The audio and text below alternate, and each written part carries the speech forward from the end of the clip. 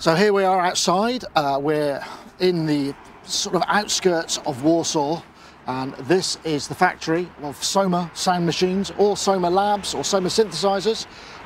In here is where the Pulsar-23, the Kosmos, the Lyra 8 are made by people working in rooms and putting through holes, soldering stuff and manufacturing and building all the cases up. So let's go and take a look.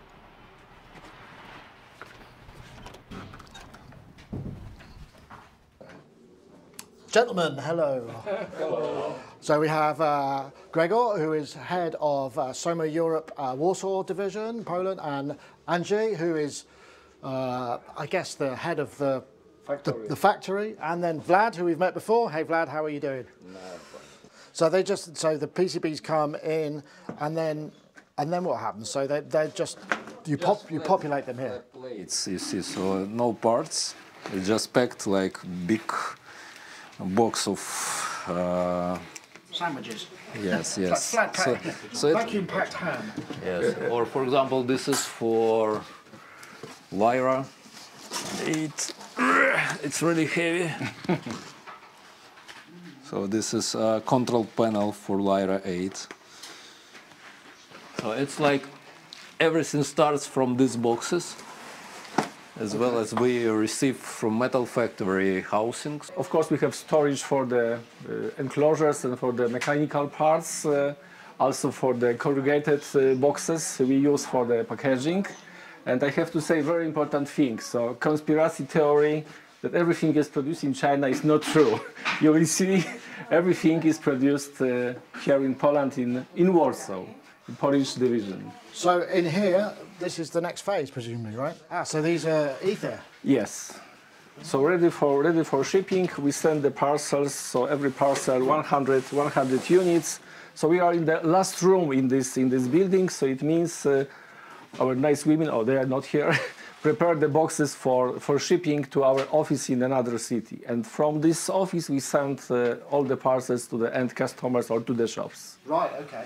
And actually here you can hear separate parts. So like parts that will be used in assembling. For example, this is SMD parts, this is THT components. You see like different resistors with different values. So a lot of shelves with different... This looks like tape. Yes, yes. This is for mechanical machine assembling. So you see it's like a type. And there is like single parts. And the machine will just pick and place it and then solder. But Soma uses a lot of hand soldering because we use a lot of THT technologies in our devices. THT is through-hole design, so that means it's soldered onto the board. Yeah, this is, you can see here in this hole, this old-style resistor. So, so a lot of your stuff uses combination of the two. So you use it where THT or SMD, depending on which part of...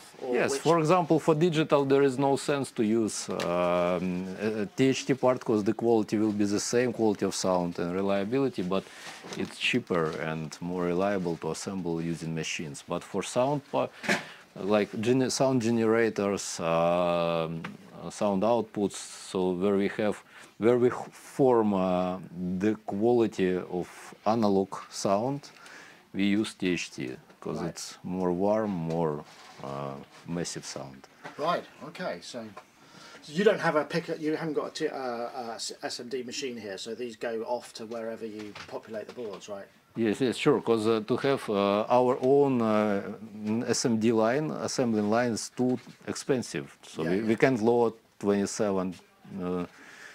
Needs to work 24/7 to be 24, yes, yes, and that is why we use outsourcing companies. So the same with metal production. So we have partners that make for us metal production and SMD assembling. But all the rest you will see later we make here. Okay, let's go up.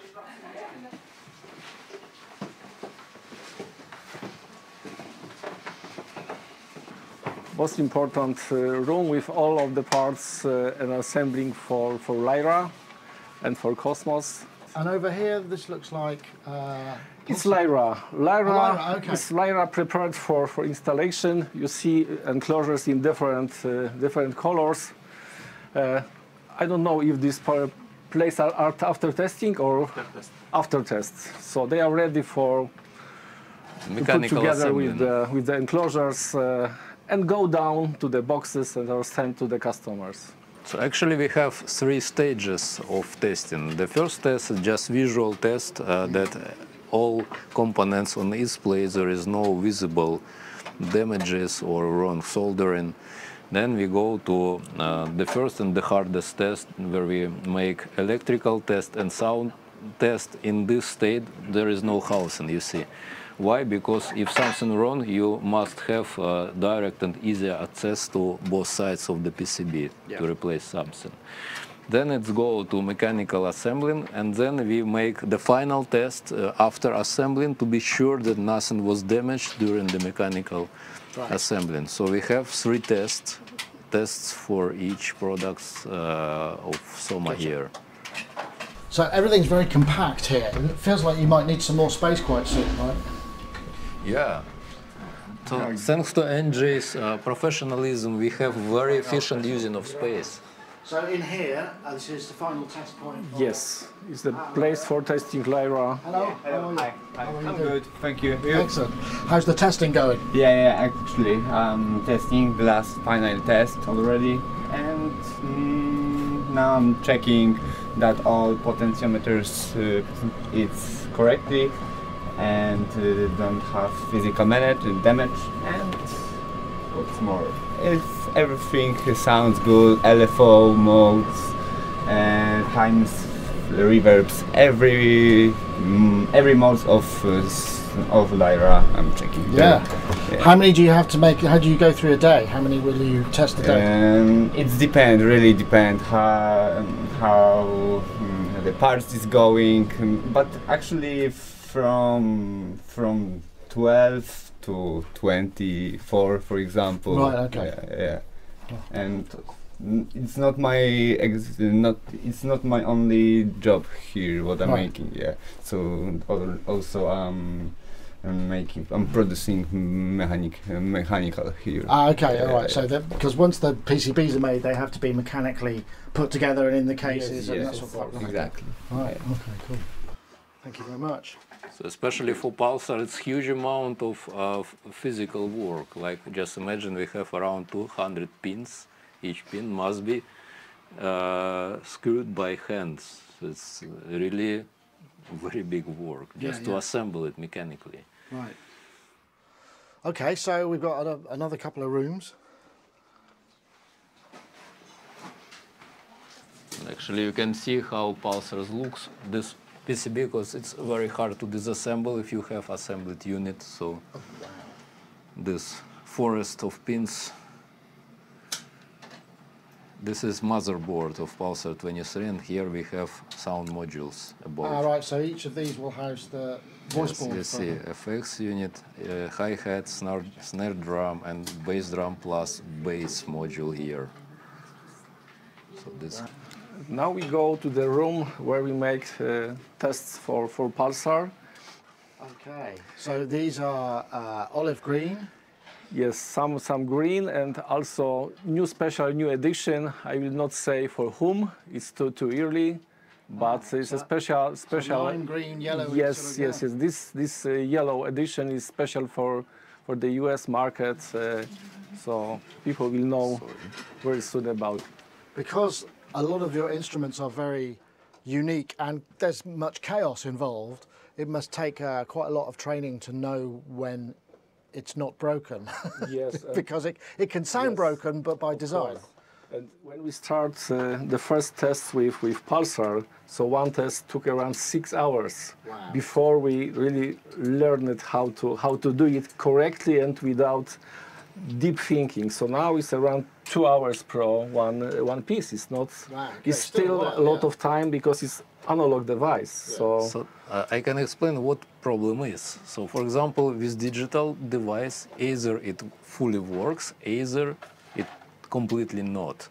But with analog stuff like a Pulsar, for example, if you solder a wrong resistor to a filter, it just can change its characteristics. It will work, but in wrong way, and it's very hard to develop a procedure how to check it. Because it has to do with the ear, really, doesn't it, rather than a scientific? That is why here the guys are real musicians, so they must know what is filter, how it works, what to explain from its behavior, and be able just using ear checking, hearing the sound to understand is it correct or not. It's much more skilled than just, you know, make tests using measurement gear. So I went to the factory and trained the personnel to distinguish wrong and right sounds. So we just sit together hours by hours and go through all modules and discuss all these things, how it should be. And especially really with such things like Lyra, that a lot like natural house inside, how to distinguish chaos from broken parts. And it really requires big skills here.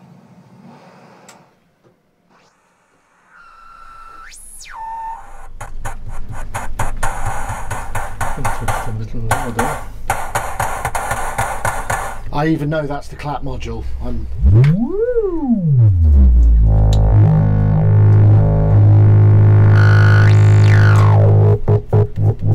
So that is why here we have really good speakers. This is Genelex, one of the best monitors, and because they must hear very precisely what's going on. Fantastic. So it's quite, I mean, from start to finish, there's quite a lot of man hours that go into making. There we go. To making it work and making it ready to go in the box. So testing the CV recorder here, I think. So they made tests for 300 units for several weeks. Of course, they start to make really amazing music here, yes. And I think that is maybe a very good idea to make some music with these two guys.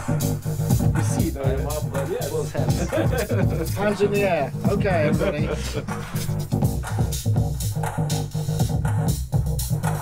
Excellent. So, Yes, maybe. Maybe for this presentation with Kenny, one of them, two of them,